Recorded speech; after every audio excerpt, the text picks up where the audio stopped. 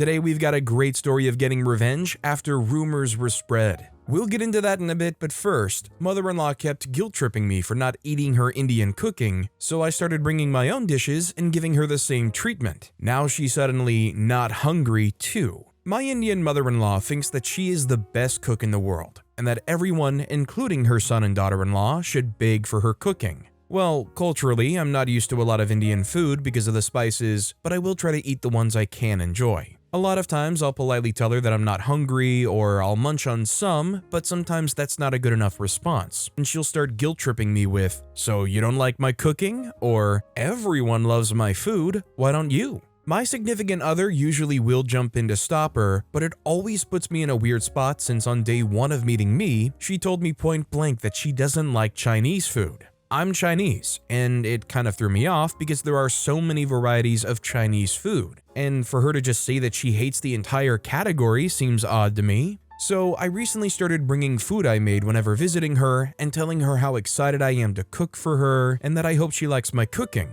She usually brushes it off saying that she's not hungry or that she'll eat it later. I turn the tables on her, looking sad and asking her why she doesn't like my cooking. It's very entertaining to watch her try to make excuses she knows are BS. She hasn't asked me to eat her stuff since, so I guess this petty revenge is working. I want you guys to hold me responsible here because I don't know if I should hate myself for it, but why did the thought of this being something more and something more blatant come to mind? When immediately upon seeing OP and finding out that they're Chinese, they say, "I don't like Chinese food." Like, I don't really want to be the kind of person that just immediately throws out some kind of prejudice flag or something, but like, did the conversation organically go to Chinese food? I hope you don't make me any of that Chinese food. Honestly, I think too much social media has just left me assuming the worst in situations like that. Mr. Bayish commented, "I will never understand why adults try to force other adults to eat things they don't like. My father-in-law didn't believe that I don't like cheese, with the exception of mozzarella. He made a turkey meatloaf and put cheese in it. After a few bites, I didn't eat any more because I could taste the cheese.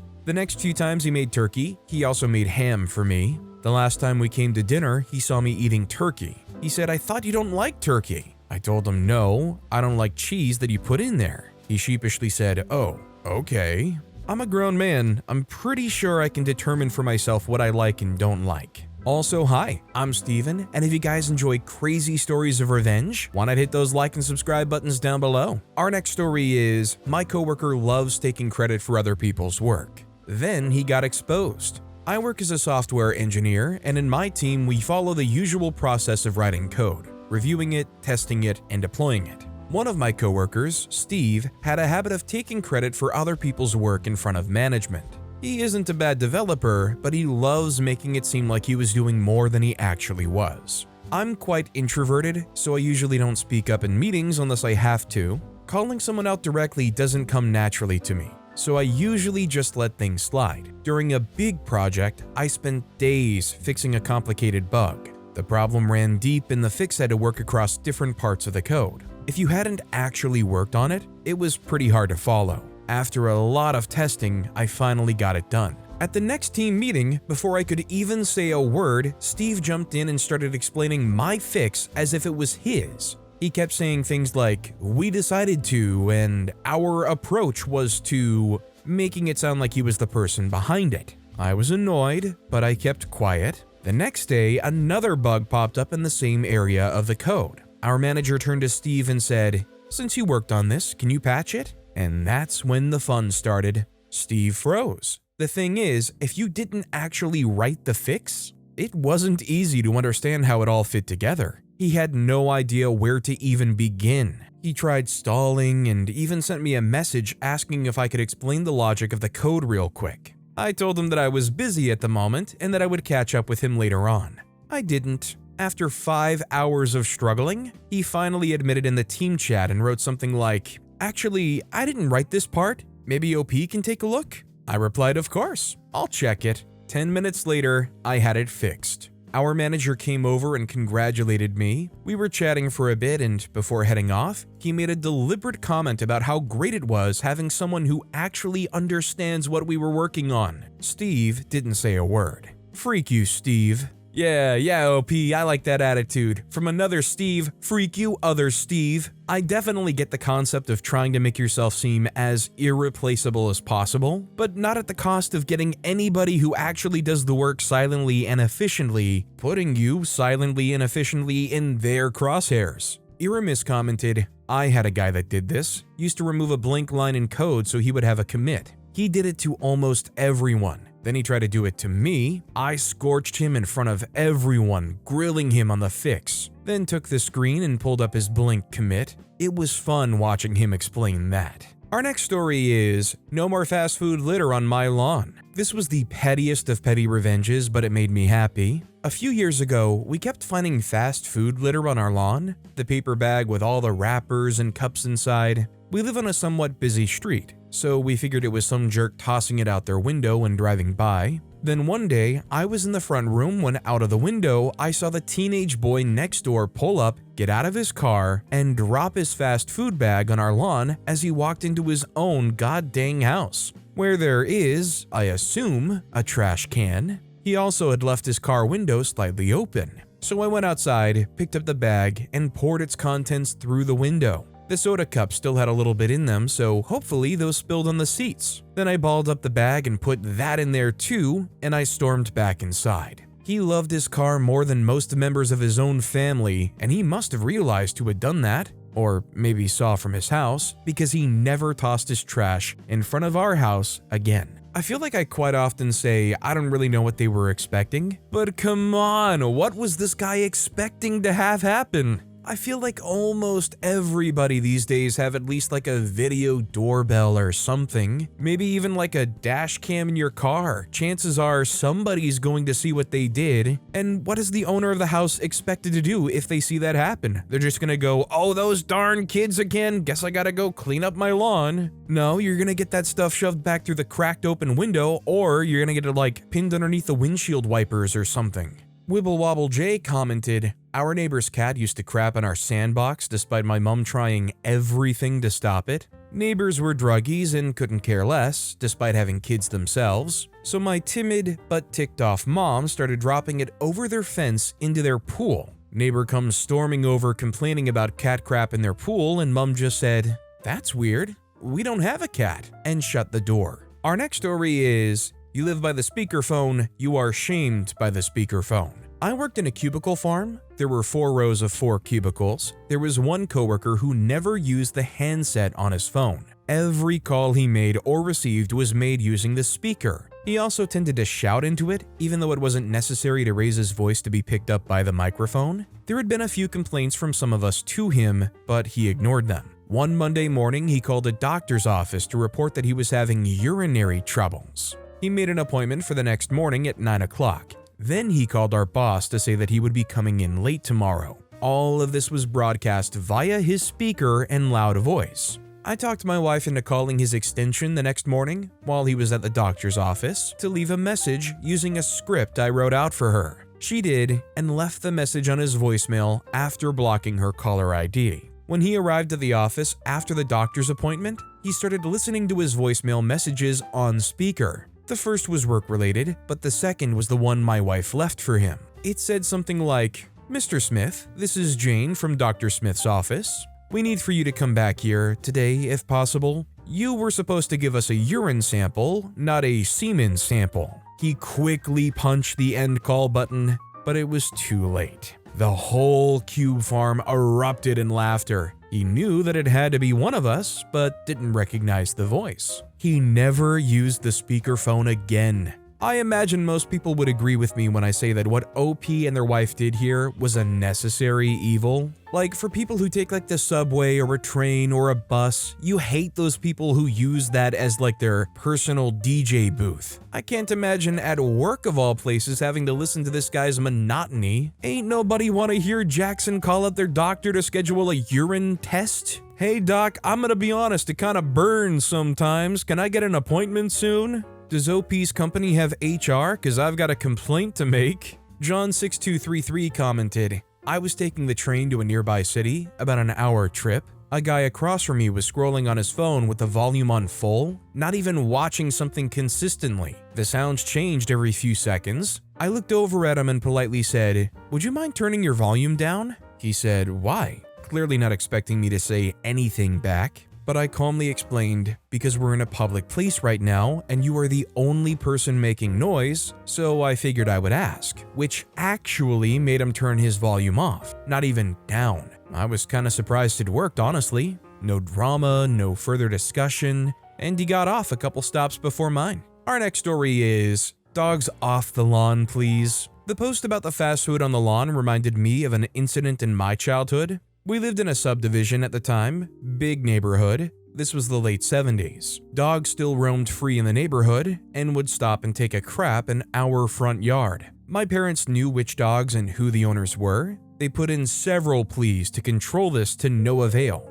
My grandfather had a sheep farm 50 minutes away. Finally, Dad went and got a load of sheep manure and spread it in the front yard, just before it rained. It's great fertilizer. Did you know dogs love to eat and roll in that stuff? For some reason, we stopped getting visits from the neighborhood dogs. Could you imagine those people when their dogs finally returned home? "Oh, Fido, you rolled around in the mud." Wait a minute, what's that smell? Even Neighborhood 73 commented, "A neighbor had a dog that escaped and got into the cow field. When I found it, it had a face full of cow crap and had obviously enjoyed eating it. I gave it back to the neighbors. They were very careful not to let it escape again. The carpet had messed up, had to be replaced." OP responded commenting, "Yep, I've had that happen. My in-laws' house was right next to an expansive field and marsh used to graze beef cattle by neighboring farmers. Our golden doodle was allowed to escape one day. I freaked out thinking he would go out on the road and get hit. Nope, he was rolling and eating.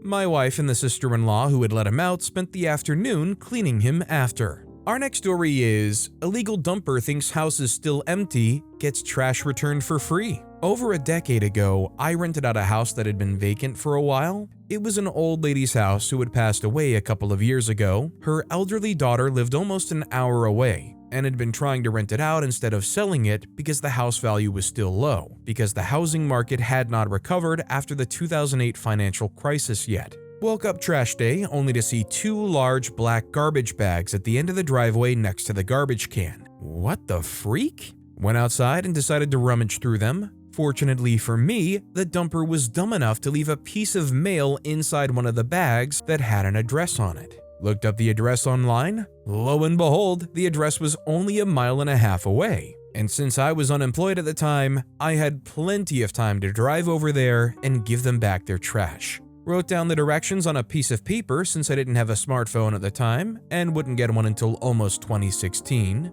Started driving over while thinking about what I was going to say. Not sure if I thought of anything clever to say. Went and knocked on their door, but there was no answer, so I decided to just chuck the bags on their lawn and go back home. A week or two later, there were some additional items like a kid's toy rocking horse next to my bin on trash day, but no bags with mail, so I couldn't really do anything. After that, no more illegal dumping. You know, I remember while growing up, there were some places where people would dump stuff like old couches or TVs or really just something that's too big for them to reasonably dispose of. I always kind of daydreamed of a situation like this where they were dumb enough to leave their address out and it would somehow get back to them and it would ultimately be like pure karma. But unfortunately, I think I've learned as far as like the law goes, if your address on a piece of mail is like found in this dumping place, it's not really an actionable thing because they can't for certain guarantee that it was you that went and dumped it. Like I know the argument of who's stealing somebody else's trash just to turn around and dump it themselves is a crazy one. But as far as the legal argument goes, just because that piece of mail is there doesn't mean that they were the ones that dumped it. Cat McFlame commented, "I live in an upscale rural area just outside a capital city. Urbanites bring their garbage, old furniture, cars, boats, etc. and dump on our roads. Well, 2 husky members of our community decided to devote a little time to going through the garbage. When they find addresses, they helpfully return it to the rightful owners with a warning." Ill Industry 6452 commented, "I hate people thinking it's okay to dump because it's a rural road, trash, cats, etc. They also think it's okay to trespass out in the country, but would have a fit if anyone did it on their property. Our next story is roommate screams at me and then expects to use my things in the shared space. I split an apartment for affordability with an acquaintance/friend who turned out to be a textbook, covert/vulnerable, narcissistic nepo baby with untreated borderline personality traits. After an especially egregious blow-up where he yelled at me and followed me out of the house into the street screaming insults at me to try to get me to engage in his drama, I decided I was done trying to maintain peace until the apartment contract ended in 2 months. I began moving out my stuff from the kitchen, bathroom, and living room. My giant beanbag he loved to relax on, gave it away. My nightstand by the couch he had stuff in, set his stuff on the ground and gave it away. My decorations and plants that made the living room cozy, gave them to a friend or moved to my room. My modem or router for the internet, oops, must have stopped working. The living room looked like Whoville after the Grinch came. How about the toilet paper and paper towels I restocked because it wasn't worth fighting over before, hidden in my room? My plates and bowls he benefited from, stored at a friend's. The toaster oven, weird, it just disappeared. The table he used to sit at to eat breakfast, stashed at friends. The cleaning that I would do to keep the shared space from being nasty, I didn't care anymore. His dishes piling up in the sink, oh well, not my circus. I just used the gray rock method, went as no contact as feasible, and avoided being home when possible until the lease ended and could move. He obviously was upset by my removal of my things, but mostly it was just the silent treatment interspersed with annoying texts. I wish there was a more satisfying conclusion, but I never really spoke to him again. So if this roommate came home, went to use the bathroom, only realized afterwards that OP took all the toilet paper out of there, what do you think the go-to would have been? Maybe if they had it, a wash rag? God forbid a towel? Just try to do it by hand? Can't imagine a roommate like that would have bucked up for something like a bidet. Figley Newton commented, what was his reaction? That's all we want to know. Did he try to make it up? Did he speak to you at all? Did he get angry? OP responded commenting, I know it bothered him, but he didn't want it to show. I think he thought giving me the silent treatment for a while would bother me, but it's actually exactly what I wanted, to never see or hear from him again. I ignored any whiny messages from him later. A mutual friend asked me on his behalf what happened to the living room beanbag chair, and I just said a friend wanted it. I'm sure his enabling flying monkey parents got an earful about what an awful, mean roommate I was, ignoring him and clearing out the shared areas of my things. The housemate learned that I wasn't going to give him his narcissistic supply by reacting to him, so he kind of gave up trying to get a rise out of me. He texted to offer to buy my outdoor hammock and hammock stand he liked with his rich daddy's money when I could finally move, but I ignored his texts and gave the hammock to a friend. I wasn't spending time outside my private room after his big blow-up anymore, so it didn't really affect me to remove all my things from the living room, kitchen, and bathroom, and to stop trying to clean things. I'm low maintenance, and I've lived in worse conditions, so no big deal. Our next story is, I used the power of electrical safety to scare a shifty manager and give a burnt-out employee a long paid break. In my line of work, I encounter many employees and deal with the managers they report to. I was at a popular grocery store, which I won't name outright, but the way they conduct their business is safe, according to their name. And at one of their stores, I was repairing the countertop Turbo Chef oven toaster/microwave units, the ones the deli staff use to heat up sandwiches and burritos. All that being said, the Turbo Chef oven was in an area rendering more than half of the hot case being inaccessible. So I informed the staff to have the amount of product they cook and put out, because if they got in my way, it could lead to a dangerous situation for me and for them. Now, for a quick lesson in electrical safety, these NGC Turbo Chef ovens use convection fans, heater elements, transformers, capacitors, and magnetrons to cook as fast as possible. This is accomplished by healthy voltage, 240 VAC for the curious, and at robust amperage of 30. For reference, 1 amp can be enough to stop a human heart. 30 amps will easily unalive a person. Now on to the petty revenge. While I was working, the deli was pretty slow, so the person working the deli was trying to relax a bit. Unfortunately, that was the time that the manager showed up, and he got into manager mode and started giving the employee crap about this and that, and in a pretty rude and aggressive way.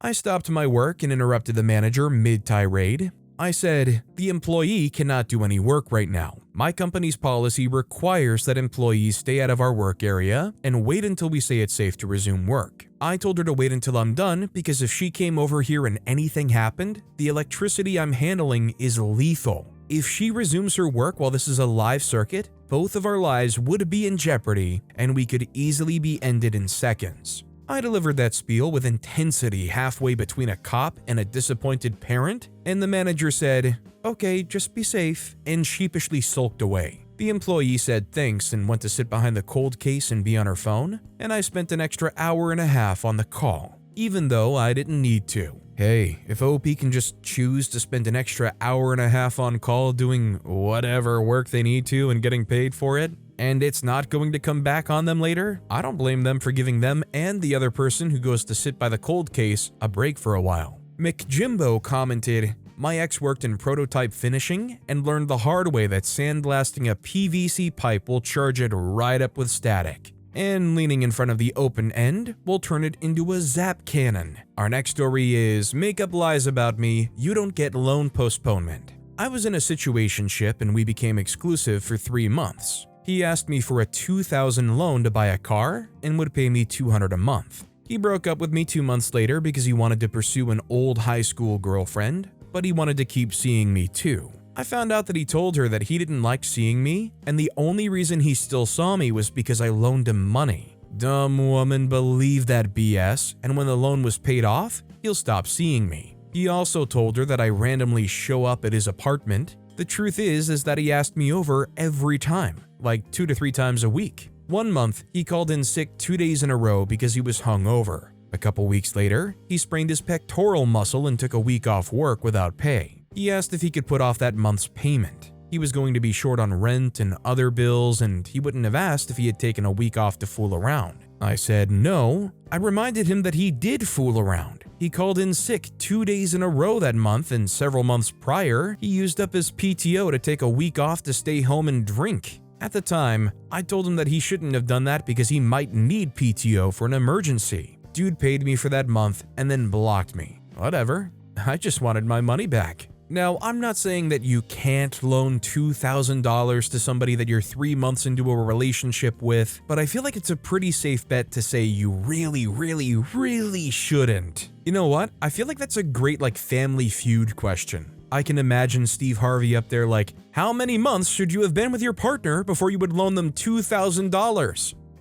Never, Steve." Then comes his exasperated reply before it goes ding, number 1 answer. Our next story is, "That time I let the devil win." I got divorced a few years ago after catching my husband of 6 years cheating with another woman. Although we're amicably not in contact now, no children fortunately, it was ugly at first. There's probably nothing harder to go through in a relationship than betrayal. Those of us who have been through it can attest that revenge fantasies become all-consuming after finding out that the love of your life, who promised to always be faithful, has been freaking some bench in his car after work. It really gives you the ick. Anyway, I was seeing a therapist at the time, so I had help redirecting my worst impulses. And frankly, I have a job and a reputation and good friends and family, so doing anything super crazy was never on the menu. That's not really my style. But I did do something petty that, although I'm not proud of, I do think might give some of you a chuckle. The person my husband was cheating with was one of his coworkers. I had met this woman at holiday parties, and because of this, I had access to her phone number.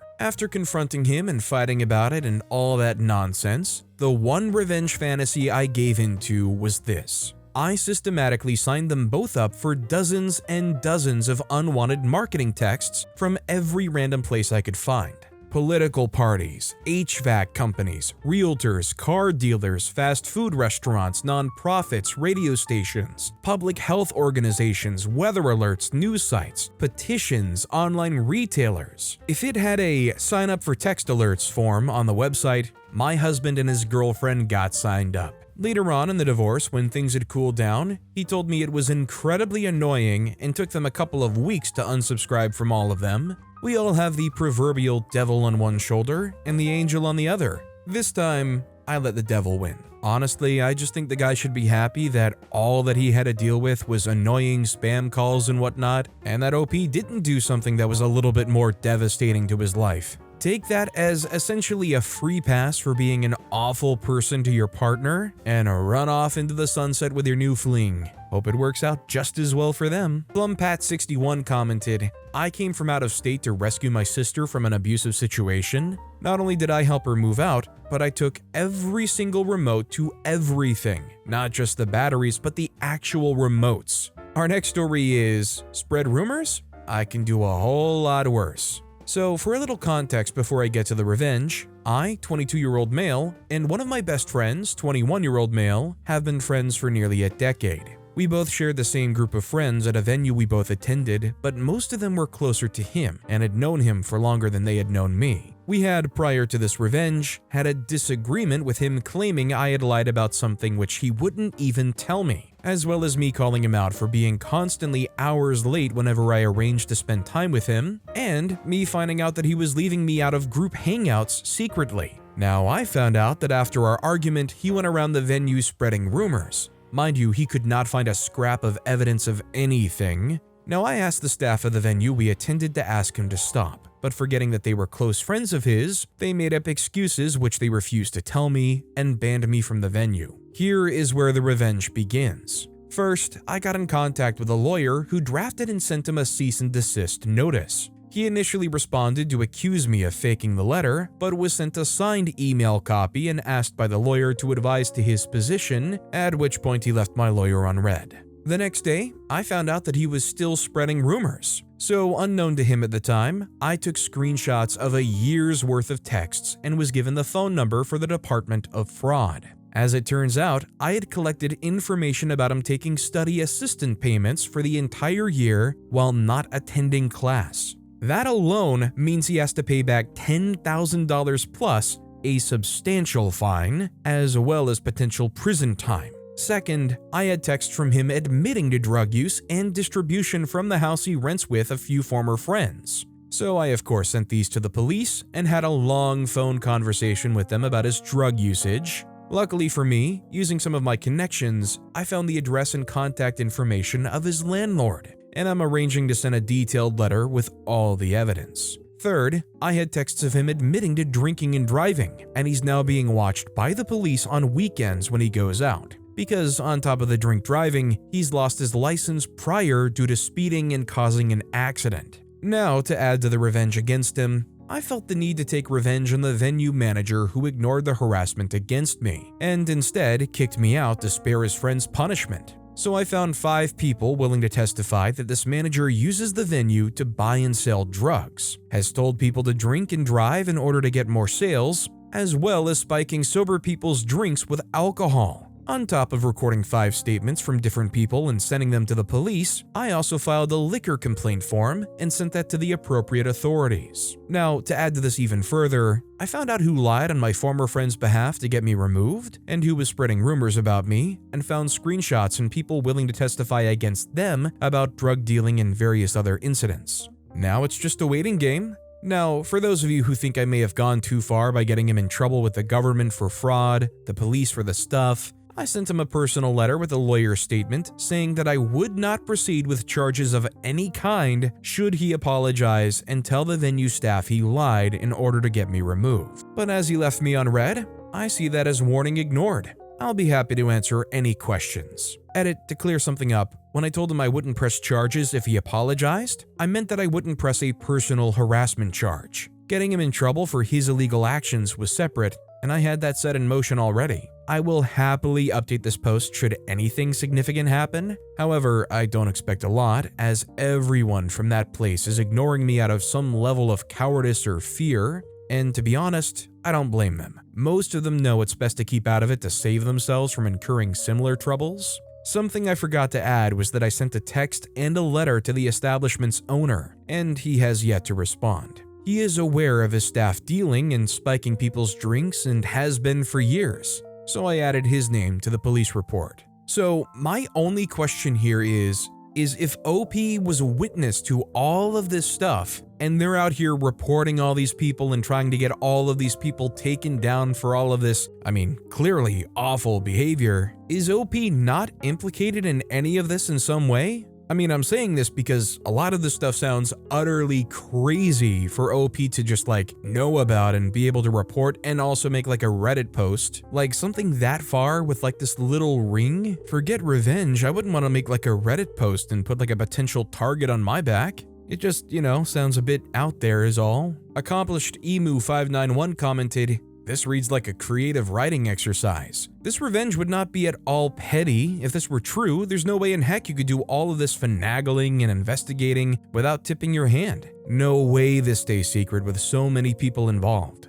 Then you have all this proof of criminal activity, including sworn statements and receipts. You say you won't take any action if only your friend apologizes? I think that you may find that you're asking your attorney to violate the code of ethics." Interesting story though. Our next story is Petty Proposal. My now husband, male 30, and I, female 36, have been together for 12 years, and we have a 2-year-old son. For context, I'm white, and my husband, we'll call him D, is black. Our relationship was rocky at first, but that was because his family treated me like crap. My husband did not have a backbone with them at all and let them treat me poorly, which caused us a lot of fights. They always insulted me for being white, especially the women. The worst was his sister. My God, that woman acted like some mob boss's wife or something. I tried so hard early on to get along with her. Let her cry on my shoulder, use my home for parties, gave her rides, kept her secrets, etc. None of it mattered. She still treated me like garbage. I finally gave up on trying, but it was still hard going to their family functions where I was always alienated. I ended up getting pregnant when I was 33, and it was like their mistreatment got worse with me. We found out I was having a boy, and his sister kept talking to me as in how I was going to raise her nephew.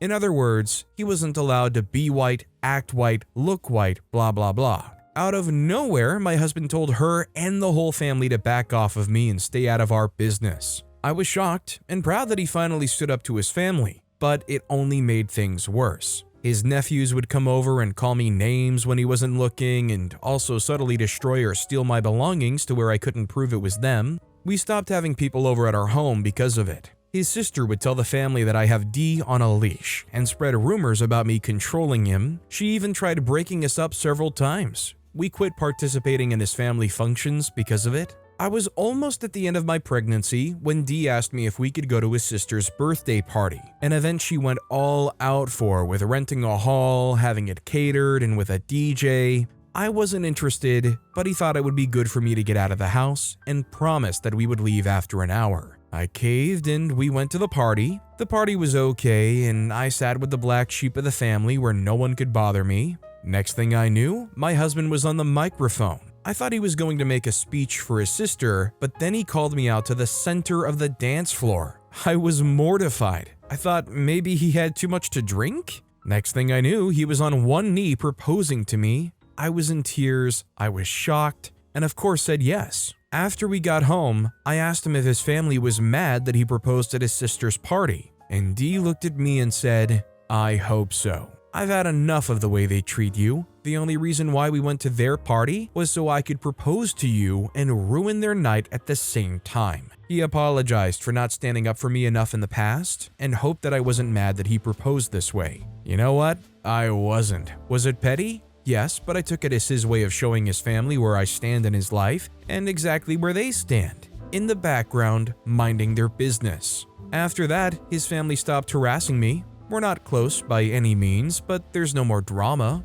so his pettiness worked. I guess he just had to match their energy to get them to understand. Honestly, I think for some people like that, maybe just OP getting married to their partner is enough for them to finally stop giving them drama. For some people like that, I feel like once you're married and you're together like that, it finally sets in their brain chemicals that it's serious enough to not give drama or flack to. Or, maybe finally enough time went on where OP didn't return fire, so there's no fuel for them to keep just being so horrendous, to put it nicely. Aggressive Ad 5454 commented, "Good for both of you for working out how to hold your dignity in the face of this nastiness. The job of guests at a wedding is to show family and community support for your new family. You don't have to invite people you know for sure don't support your new family, and you can ask the minister or JP or whomever to make that point during the ceremony. Then, people who make trouble during the party make fools of, drumroll, themselves. Long life and happiness." Our next story is Professor felt disrespected and called me out to Dean, gets fired. I had a dynamics professor who found out that I worked for a large oil and gas company. He started relentlessly campaigning me to get an opening to present simulation work to our simulation group.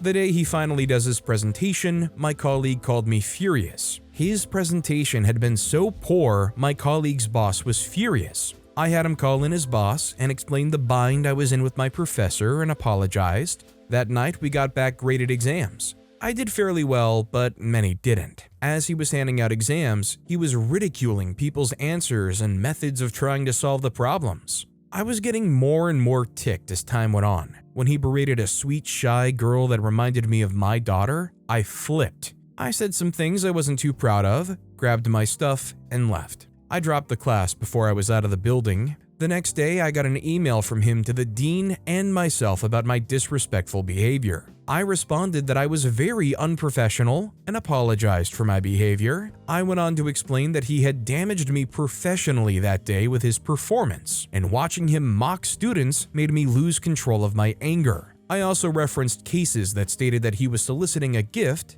asking for a job, worth over $150,000, and that it was a violation of university policy and state law for public servants to solicit bribes. He was fired immediately, and the dean fell over himself to make it right. But as it was the first exam and I incurred no cost, I let it go. Could have pushed the legal angle, but figured goodwill with the dean was worth more. I think this just shows that some people are all too eager to continue to be their own worst enemy and trip over themselves trying to get some kind of a leg up in the world. You get an amazing hookup and you continue to just be a total jerk to everybody. Nosecone commented, "Nice story, but man, all the pronouns in the first 2 paragraphs made this hard to follow. Here's a revised version for anyone who had similar difficulty.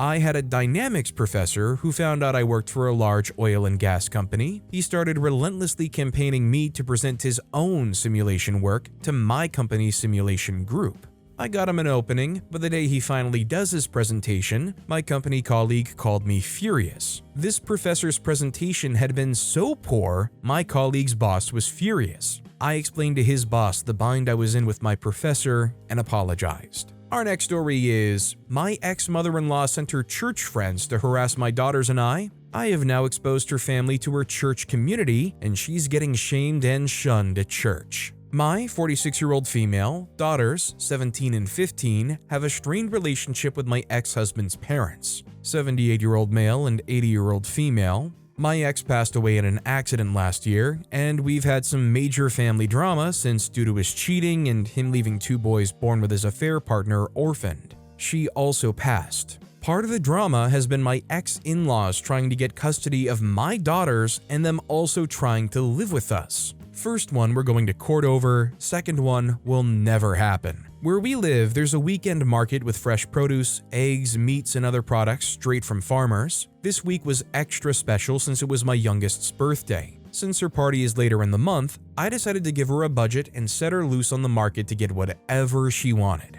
Mostly chocolates and sweets. After an hour, I did start getting worried, and just before I called her, she called me. She was crying, saying some weird people have cornered her. I ran to her with my oldest daughter to find 6 older women berating my daughter for being unchristian, for refusing to spend time with her paternal grandparents, or for wanting to be a good big sister to her poor orphaned baby brothers. My daughters are the ones that found out about my ex cheating and the babies, so they aren't fond of the kids. It's trauma, and they're working with a therapist. I got between the group and my daughter, telling my eldest to go pay the stuff her sister had and to go to the car. Then I turned to the women, some who I knew from when we went to my ex-in-law's church, and ripped them a new one. They told me I was the worst for refusing to obey my ex-in-laws like a good Christian wife. Barf. Eventually, the screaming turned too loud and we were all asked to leave the market. I met with my girls in the car, the women following me like a group of vultures. I managed to get in the car and drove away. After my girls went to bed, I got online to talk to another member of that church that I'm in good terms with. I told him about what happened, and after he apologized, he told me what was going on. My ex-mother-in-law posted this massive story in the church's Facebook group about how horrible my daughters and I are, how we're leaving them homeless and penniless. They inherited my ex's personal bank account and his life insurance, and how my daughters don't even talk to them.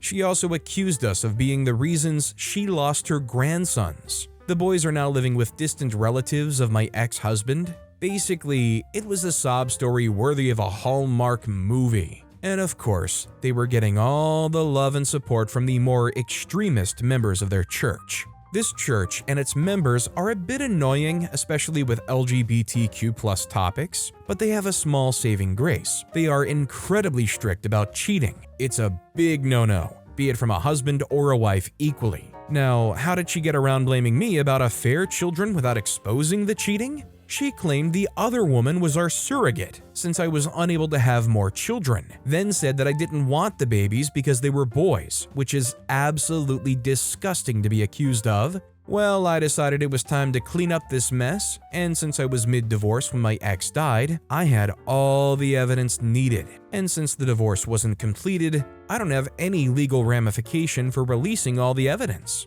I was off the next day and went to a print shop to get copies of all the delightful pictures of my ex cheating, his text conversations with his affair partner, the ones with his parents confessing to his cheating and getting support from them, my ex-in-laws harassing me about the divorce, and my coup de grace, all the emails and text messages of them bullying my daughters about their baby brothers. In one of them, they call my daughters idiots and telling them it was their fault their father died since they told me about the affair and I began the divorce. This one was literally 2 days after my ex died. I paid extra for all of this to be printed in beautifully high-quality paper. Then when I got home, I sat down for hours to make delightfully personalized binders. They look like the little prayer song packets the church give for everyone to take to sing hymns. The first picture when opening the binders is my ex and his side woman making out in our living room. Their faces are easy to discern and the girl looks nothing like me, different skin tones and hair color. Underneath I wrote ex-husband's name and affair girl's name, love story. I took them to the church before service. There's a desk in the back with the songbooks for people that need or forget their own, and they never checked them. The gossip mill was quick and harsh. The names my ex and his affair partner got called in Facebook were so bad the pastor himself had to get involved just to keep things relatively PG-13. People were angry at my ex-in-laws for their abuse to my daughters, but what made me laugh was that I was still in the wrong for the divorce. But it's understandable that I failed on my duties after the shock, and I possibly will one day return to the light, unlike my cheating husband and his Jezebel. They used another word I can't use here, I imagine. I got 2 apology letters in the mail for my girl and an invitation to join the church for support. As for my ex-in-laws, they got shamed into leaving the church. My ex-mother-in-law made a post on her wall about how alienated she feels and how no one cares for the elderly anymore, how she wished her great son was still alive since he would have taken care of her and her husband. With what money? I don't know, since I was the breadwinner.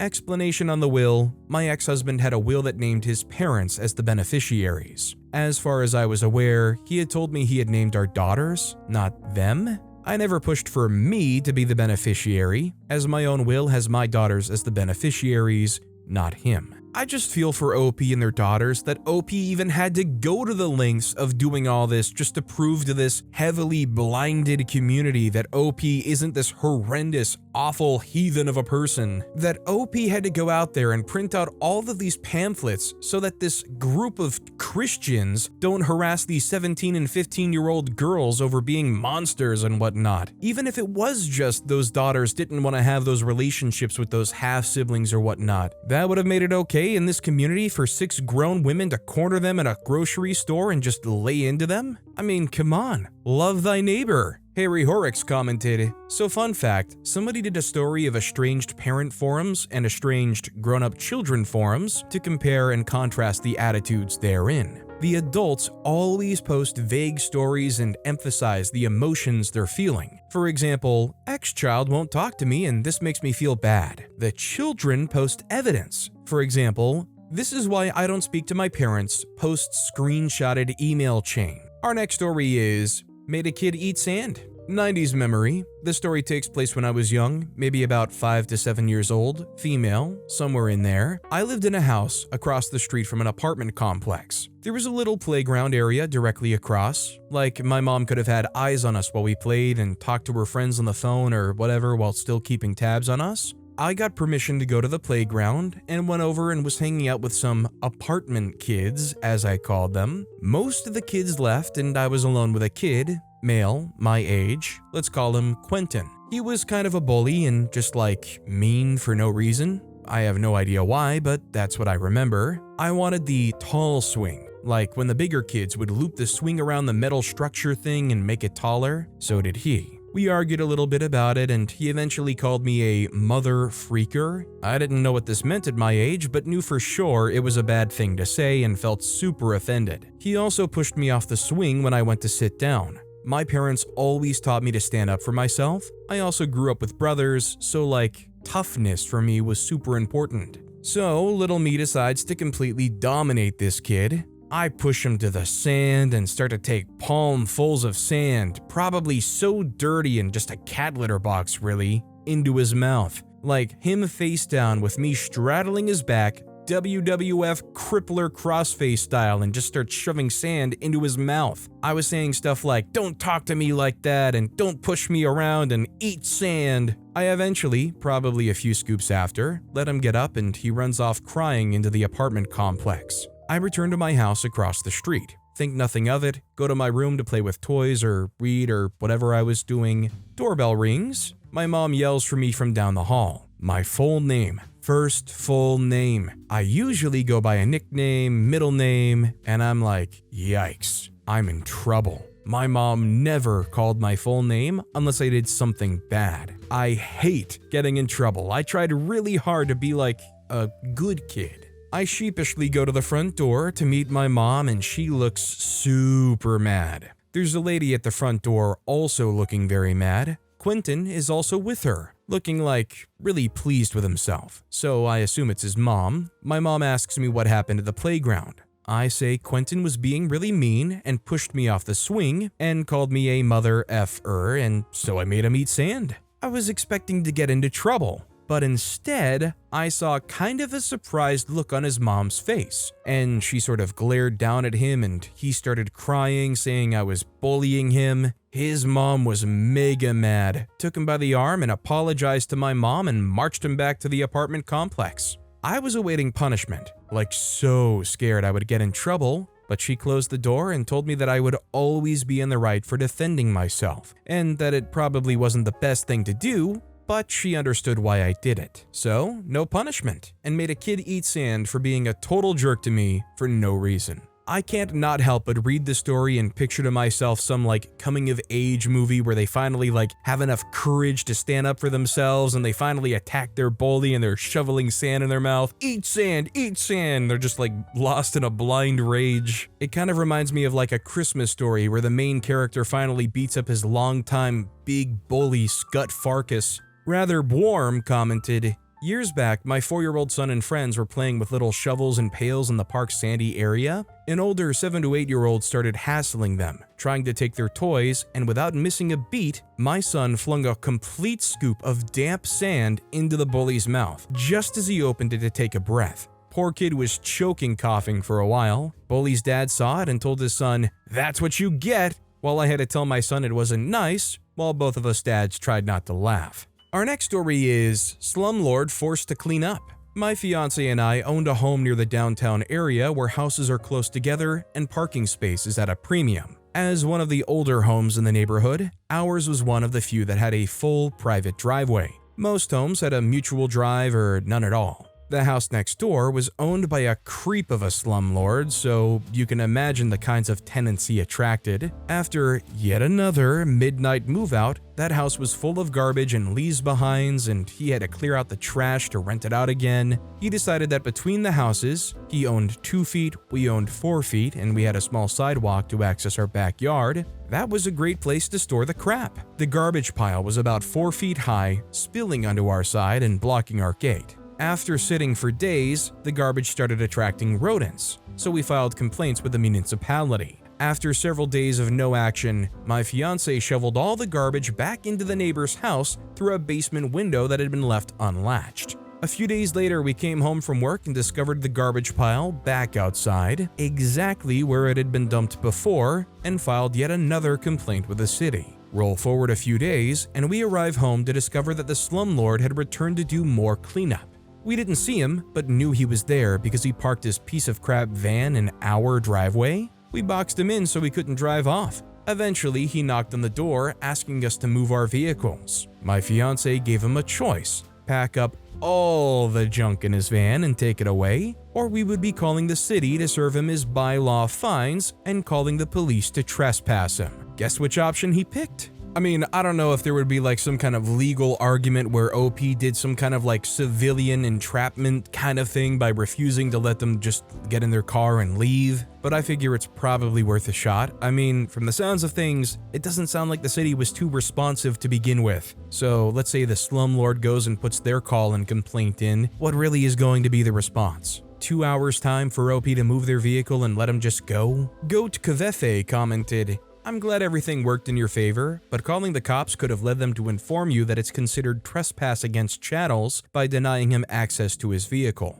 regardless of it being on your property, and you could have been sued in court for that. Not to mention it's illegal to block any driveway, including your own." Our next story is, "I'll do what I want in my own yard." Okay, I'll make it impossible to enjoy your air. Last spring, my old neighbor, who was a saint, sold her house and moved away. The people that moved in were awful. The guy, who we'll call Pete, owns some sort of a new black Mustang that sounds like it has no muffler, and he revs it up and down the subdivision streets in the evenings, literally 5 days a week, when a lot of people, myself included, sit on the back porch and watch TV during the summer. It is relentless. This guy also drives up and down the state highway that's on the other side of my house, doing the same thing but louder because it's a 55-mile-per-hour speed limit. You can hear it for miles, and he has friends over regularly in the backyard, and they sit there on the weekends and some weeknights revving up the car. It is truly so loud that you cannot do anything but wait for him to be done.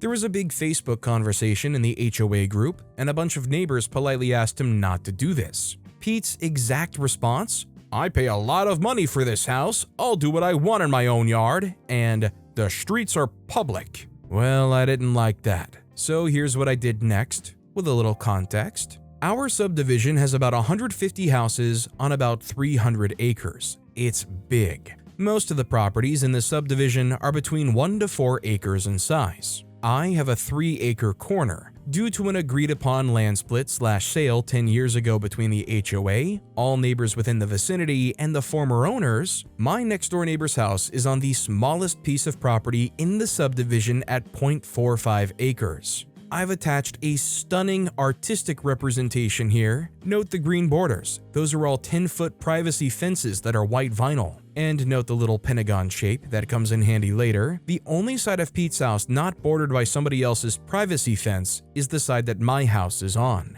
Well, I know from 15 years of living here that anytime I have a fire on the side of the yard next to Pete's, the smoke is guaranteed to travel in the direction of Pete's house. I know this because I couldn't ever have a fire when my old neighbor was outside, as it would literally fill her backyard with smoke if ever the wood had even a hint of moisture in it. So, I moved my fire pit about a dozen years ago to the other side of my house and towards the road so that I could be a good neighbor. And you know, Pete letting me know that he wouldn't quit making noise reminded me that I just loved having my fire pit right in the middle of my backyard. That's where the little pentagon is in the diagram above. It took me a single weekend to dig up the pavers and blocks, move them back to my preferred spot, and get myself a fire going in my new fire pit. I just needed to wait until Pete had people over. I made sure the inaugural fire was a good one. Pete had friends over, it was a nice day, and so I started the fire. Got it just about started, and then I added all the wettest, grossest wood I could. And about 10 minutes later, Pete and all of his friends were visibly upset by the stench,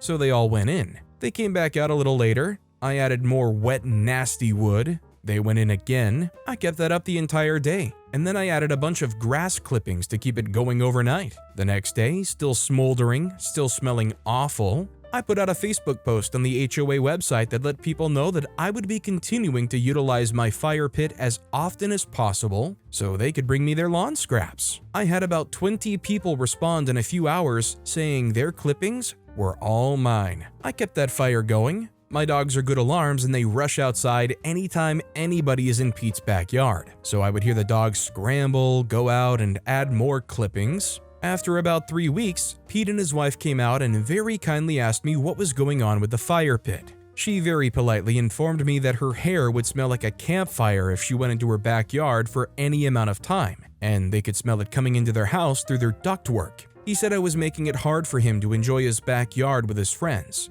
They asked me if I could ease with the fire because I probably didn't know that it was impacting so much of their home life. I looked at him and his wife, and I said it was clear that sometimes we didn't recognize how big of an effect something could have on our neighbors until they told us about it. But then I said, as objectively as possible, that I normally live by the same "I'll do what I want in my yard" thought process as Pete does. I have a right to enjoy my yard. I looked at Pete dead in the eyes and said, "And I know you support that because of how the conversation concluded about your car, right, Pete?" He looked at me like I scratched his favorite CD. He knew what I was doing, and his wife looked at him and it dawned on her. She said she gets it, and we won't hear the Mustang anymore. I said, "Thanks." I took a gamble and put the fire out right after that. It was the right call. I haven't talked to them much since. I'm not too concerned about that because I haven't heard the Mustang since either. All in all, a good little case of petty revenge. So is anybody else just surprised that this story is literally about an HOA and literally both people here, one revving their car at all hours of the day and the other a constant billowing smoke bonfire in their backyard, both had like the absolute freedom to just get away with that? I mean, I know this is a big HOA where everybody has like an acre per house, but still. Wet Water commented, "Upstairs neighbor had a car like that until someone totaled it one night racing down my street. When I was a kid, a husband and a wife bought the house next door. They were huge fans of straight-piped Harleys and all their friends had straight-piped Harleys. Over the weekend, it was a non-stop parade of them and their friends coming and going, and if it wasn't that, then the next best thing was all of them in the driveway and just revving their bikes and yelling at each other over the noise. After about 2 years, they abruptly moved away, and the house was up for sale a few months later. No idea where they went or why they left, but it was nice to be able to play outside and able to talk to my friends, watch TV, or listen to the radio, or be able to sleep past sunrise if I wanted. But with that being said, that's all the time we have for today. Now, if you want to hear another absolutely crazy revenge story, check out that video on the left. Or if you missed my latest video, check out that video on the right. That said, I'll see you all next time with some more stories.